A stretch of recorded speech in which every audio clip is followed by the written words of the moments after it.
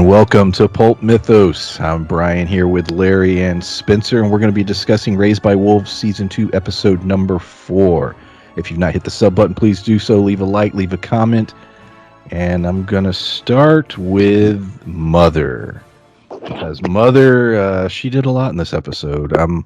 This was the episode where she just basically came into power, reclaimed what she was in season 1. We have her whoop Marcus's ass, get her eyes back. We have her just go straight for the atheist crew and then disable the trust, which that surprised me. I did not expect that. And so now we're in a situation where, she's got her eyes back, she's there, she's in control. It looks like some of the people may be leaving. Like, I don't think she's going to force them to stay. At least that's what I gathered. But it's going to be very interesting to see what they do. They're just like, how many times are we going to, have to listen to a machine? But yeah, just the Mother storyline. What are you guys' thoughts on that and where that's headed? I think it helps open it up if they want, because they said they had several more seasons, like 2 or 3 more seasons. I think like 5 total outlined. Yeah, so this kind of division to me makes sense if they were carrying it on past this season, because by her giving them free will and Marcus not being crazy Marcus anymore, just being regular crazy Marcus, you basically give all these people an opportunity to choose whether they want to stay and, live under what Mother is promising as a democracy, whereas Marcus is kind of the theocracy. And it's almost like they're given a choice, but I think by the end of this, they're going to Independence Day it, where everyone's got to get together to fight whatever the big bad is. Well, yeah, I'm curious because, it's the issue is really that I think Mother has a lack of understanding of humanity and free will and everything. And, she's making the same promise that the trust made that, she'll turn over her powers when they're ready. But, what does she define as ready? She was very disappointed when she showed up. She's like, where are the philosophers and the artists and the scientists? And they're very far from that. Does she consider ready to be when they meet those ideas, when they're that kind of society? Because if so, she'll be in charge for a while. Hell, she'll probably be in charge for generations. Yeah, but if I remember correctly, too, she said, when you guys choose a leader who is something about able to lead. So basically trying to, like I said, setting up a democracy. Now, whether or not she would go through with that if they chose some asshole or something, like, I don't know. But, she was trying to let them choose, like let them find somebody who's ready and let them choose. But I think know. For the most part, she doesn't really care unless it involves her kids. Like, she's made it clear that they are priority one over everything. Like, she just, the kids are very important.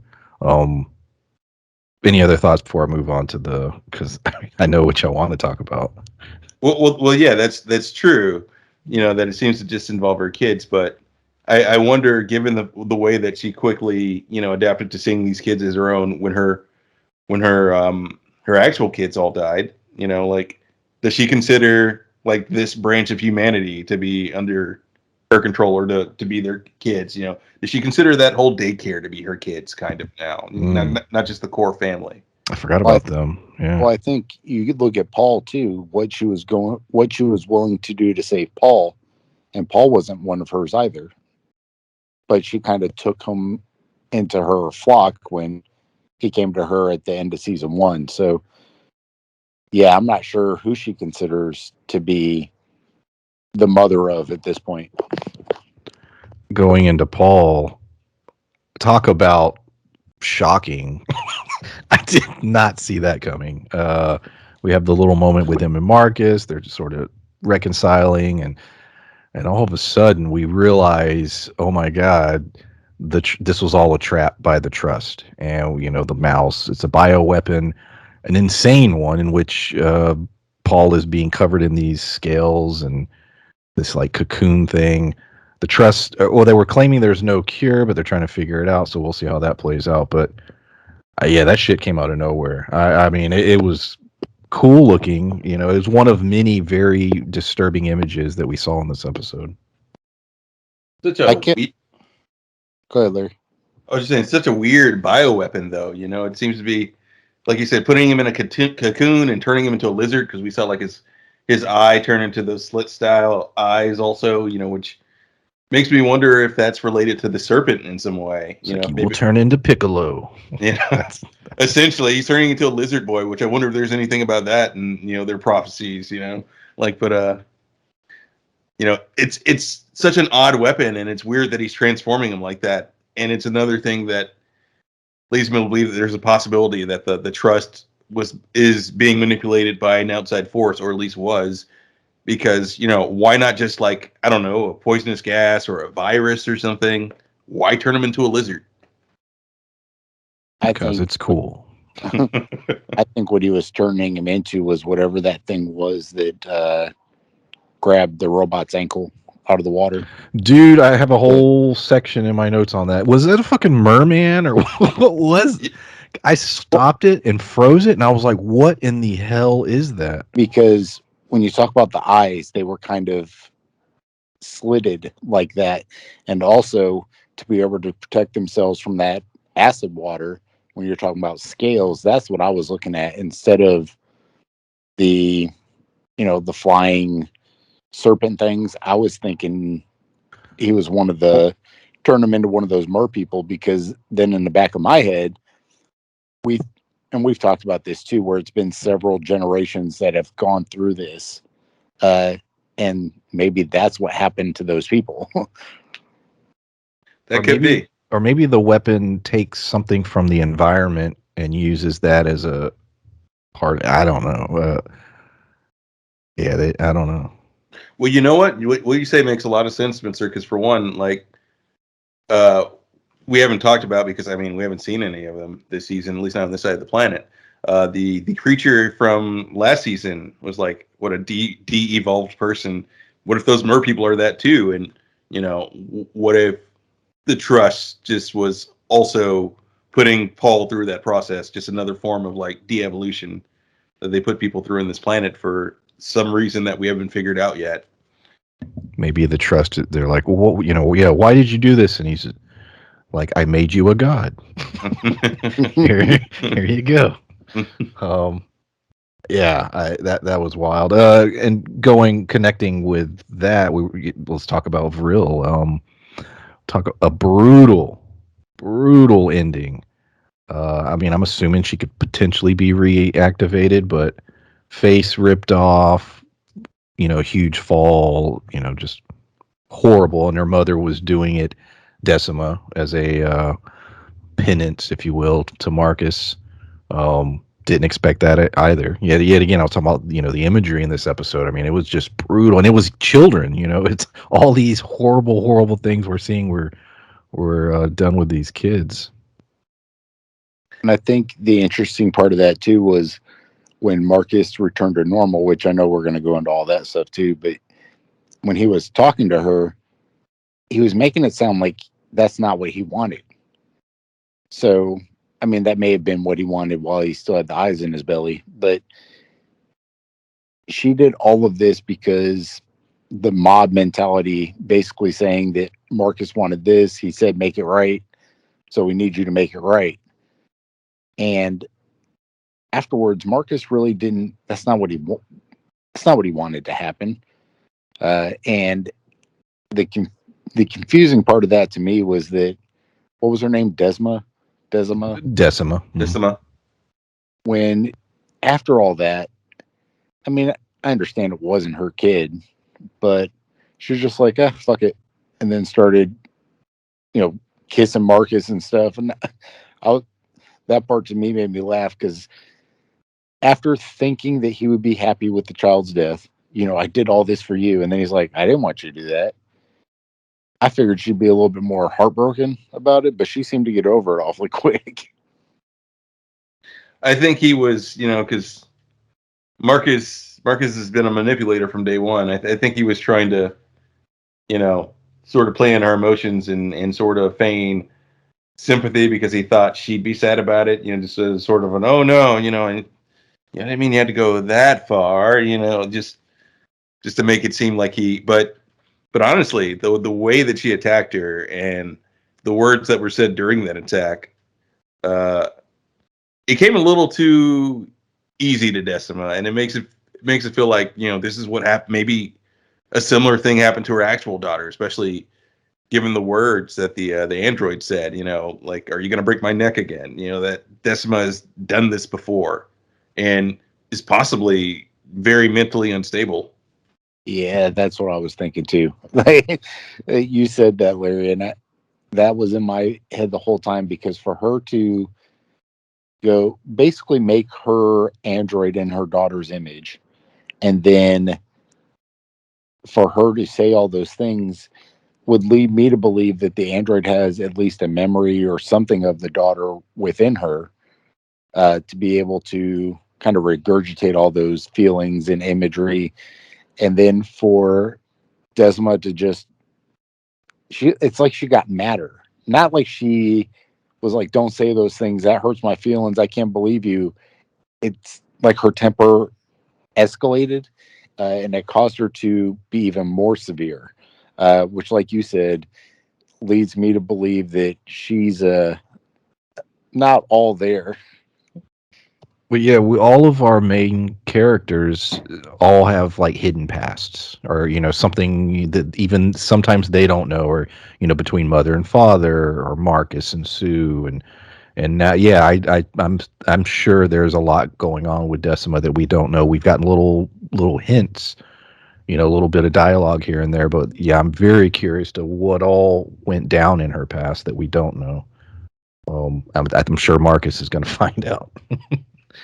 It might be unpleasant. What do you think Marcus is going to do now? He doesn't have his power anymore. Um, Things sort of falling apart with the group. But he does have a group, and they are following him. I think it depends on what he does next. I think Desma kind of jumping on board with him will not make them the power couple, but basically give him someone who will agree with him. And, two minds thinking alike will help sway a group slightly better than one person trying to bide for control.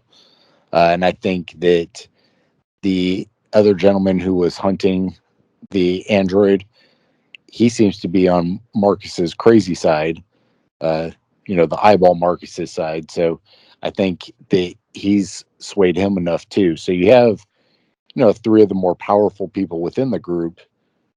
Uh, they could probably help sway the rest. And now with Mother going to the atheist group, and basically it I think it scared them because now they have this android who they know is godlike. And we're gonna go into the father's android or Oh whatever yeah.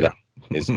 But how many of those people saw that? How many people of those saw that leaving and thought maybe that was Mother, or how powerful that was? So all these people are either going to stay because they think Mother's a godlike being and are going to fall in line, or they're going to be terrified and I think end up with Marcus's crew. So I think just by, not by accident, but by fear, a lot of them are going to end up with Marcus. And if he's as compassionate, if this is like foreshadowing as to how he's going to get the rest of the people to fall in line like he did with Decima, I think that his crew may grow exponentially over the next, episode. I actually think Decima may be the one to splinter the group, partially because of her temper, and she didn't feel that heat or that radiation from Marcus anymore now that he doesn't have the eyes, and she's maybe like buying his lies for now because she wants to believe, but that may fade a bit. And if at any point she doesn't believe that he's Soul's prophet, she's going to lose it, and it may be a very violent scene. Given that what we saw she did to an android that she treated as her surrogate daughter, and she still, if I recall, has the hairpin or the little knife on her. The Spear of Destiny. Yeah. Well, I think that, like you just said, Larry, I think that that is a very likely possibility of happening, but I think that that won't happen initially. I think that that will happen because I don't think that Marcus will be around forever. To me, he doesn't seem as though he is not a bad antagonist. Let's go into that idea, and I'm glad you said that because I had that same feeling. Do you feel that and I've enjoyed Marcus. I think he's been a great sort of villainous type character. But with this episode, do you sort of feel his story's done? Like if they killed Marcus off, would you be okay with it? I think I would. I think I feel comfortable in his story concluding, if that is what they do. Yeah, I guess we're on the same page here that, like that this feels like an end for Marcus, and it feels like because we've gone through seemingly most of his story in season 1, and and now he's reassembling the church. But this really, more than anything, feels like a segue for Paul, if anybody.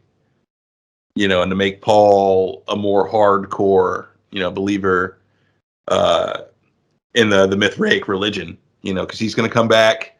Marcus is going to be betrayed, and the group will be splintered, and the thing that's going to recenter them is Paul, because he's the one that's currently hearing the voices and everything, and and I don't know if there's anything about a lizard boy in their religion, but if there is, he'll fit that now, or maybe he'll even come back. If it's not related to the sea creatures or the land creatures from last season, if it's closer to, if he's turning into something closer to the serpent, then he'll have godlike powers, and that's likely to sway them even more. Either way, long story short, it does feel like this is an end for Marcus.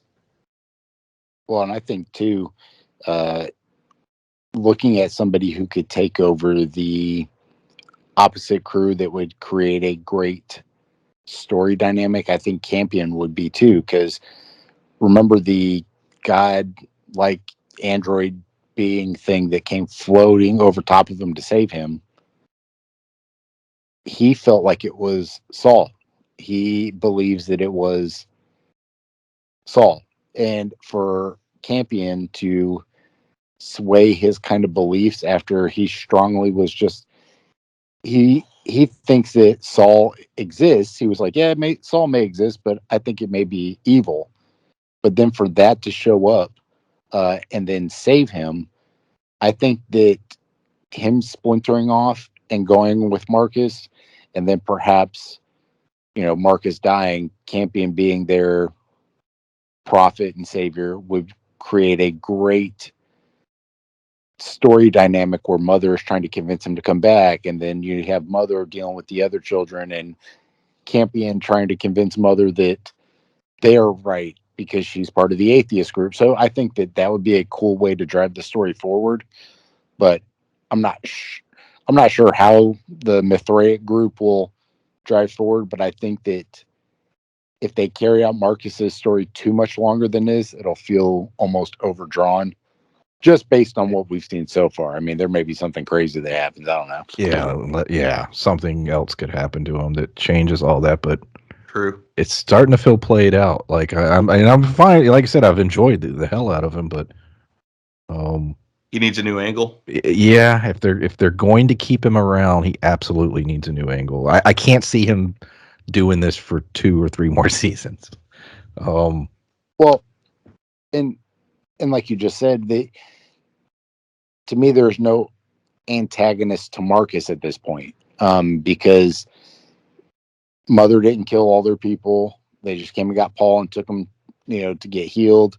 She took out the trust. So Marcus wanting to be mad at the trust for the bioweapon and stuff, Mother already disabled that. So that's what I'm, like you said, there has to be something new that happens to create a motivation for Marcus. That new thing could be what y'all were talking about. So Father restores an android. What is it? How old is it? What can it do? Is it equal to mother's abilities? Is it superior to her? A lot of questions left dangling at the end there, as far as what this thing is. My thought is that it's superior. In fact, I believe that this is that this android that he assembled, it's what Mother's supposed to be. You know, Mother's about as close as the Mithraic got when they built the Necromancers. You know. Oh shit! But this is this is that thing that they were trying to, through the data they received, trying to create. And that's what I think. You know, so she's potentially way more powerful than Mother. Yeah, I don't disagree with that at all. Because we've mentioned that this planet has been used as a stopping point through several generations when humanity just collapsed on Earth, and they've tried to escape several different times. And this is not the first time that this has happened where they've tried to use this planet, but why wouldn't she be the first Mother that showed up and did all this? The first version of the Mithraic version of the Necromancer. Like, yeah, why wouldn't she be or it? I don't know what it is, but why wouldn't it be the first version or the original version? Yeah, and I think the big question here is, well, Father reassembled it. Like, does it have past memories, and does it have a previous goal that perhaps it's still trying to meet? Does it see the Mithraic religion as the Mithraic religion, and is that what it follows, or was there some other religion or some other doctrine that its previous the previous civilization that constructed it wanted it to follow? How will it view Father? You know, I think that was interesting at the end where it comes to him. It appears. I equated that to the Campion Sturgis moment when Mother was trying to constantly go back and see him, when she was trying to go back to the machines to basically meet her creator. And even, the Trust mentioned the original Campion. And it feels as though it's almost this new being sees Father in that light because Father Maybe it's reassembled but created her. It's like Data. Yeah. Well, it may in fact be beyond that. I mean, we referred to her as like potentially godlike earlier, and I mean, if you look at how Father resurrected her, it was literally with a blood sacrifice. And that's true. That's a good point. It was his blood that got it going, and that I mean, it's going to be interesting how that goes. Yeah, that's sort of the wild card, because I have no idea. Like, that could radically change the entire direction of the show depending on what they do with this thing. So, that's interesting. It could split Father and Mother up. Father could team up with this, create not a separate society, but end up, leading this group of people while she leads a different group. I mean, I don't want that. I hope not, but anything. It could happen. Absolutely. That's definitely possible. And I think potentially likely, because where Father is mentally, and where he is now, and where he was towards the end of season 1, he's feeling like Mother taking away his agency, and here's a new element potentially more powerful than Mother that may have some loyalty to him. Yeah, and it'll be interesting to see.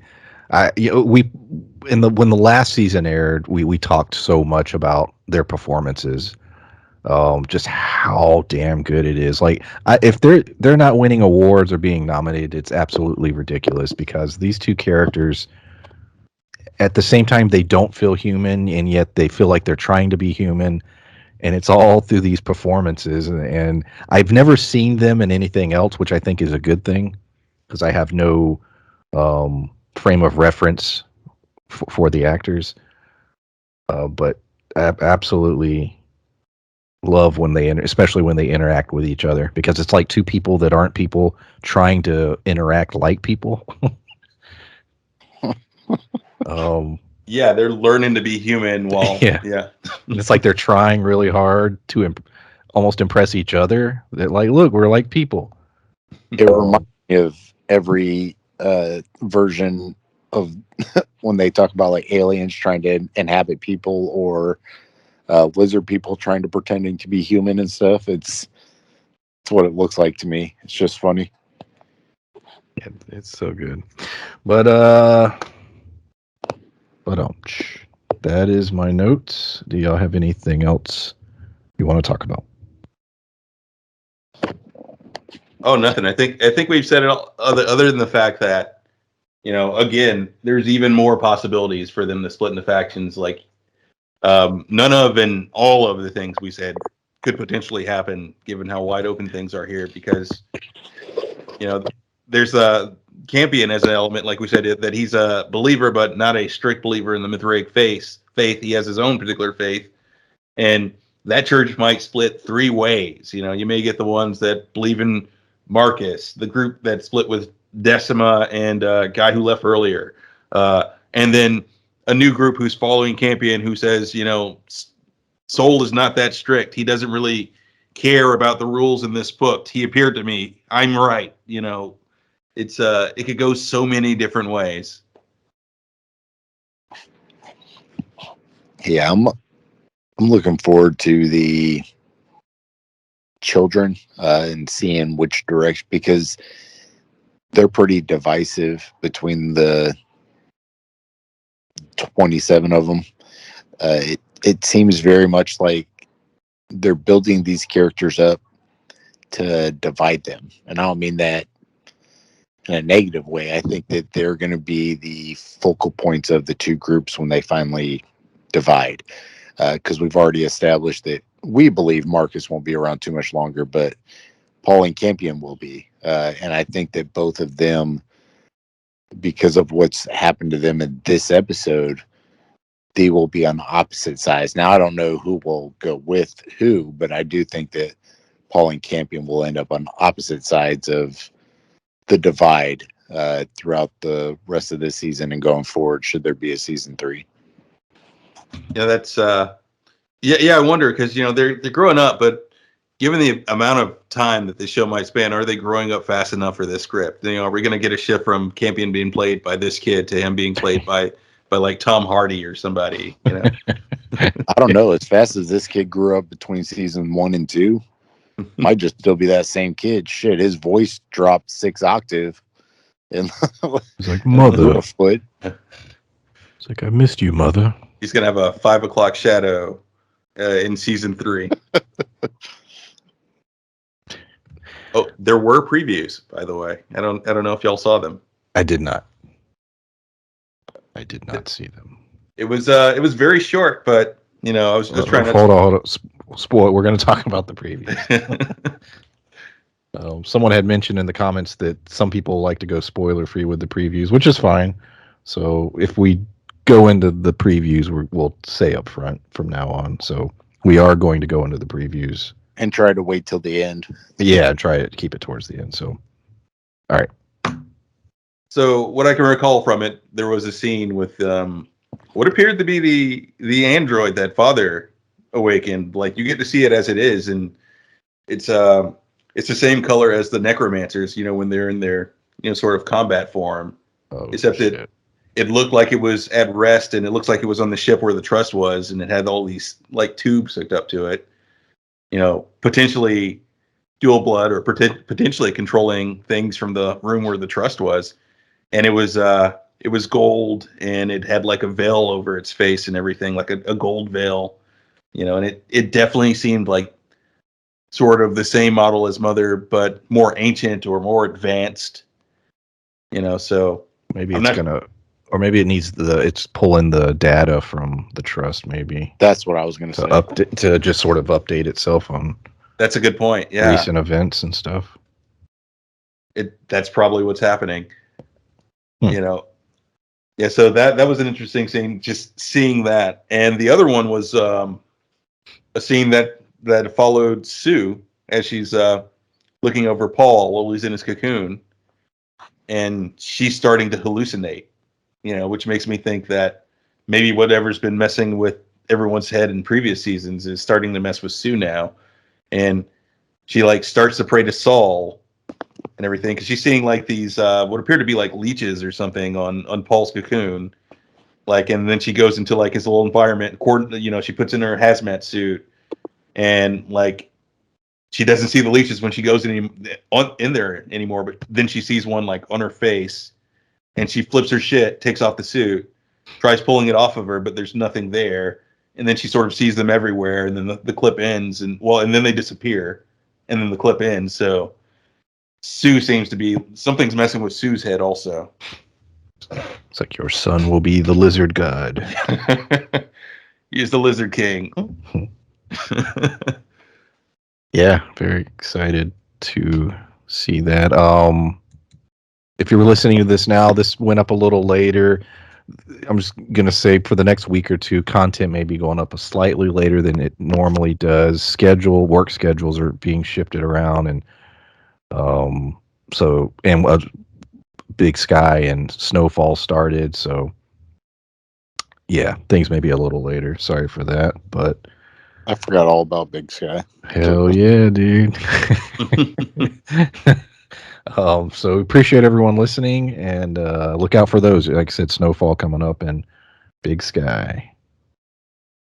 Bye. Bye.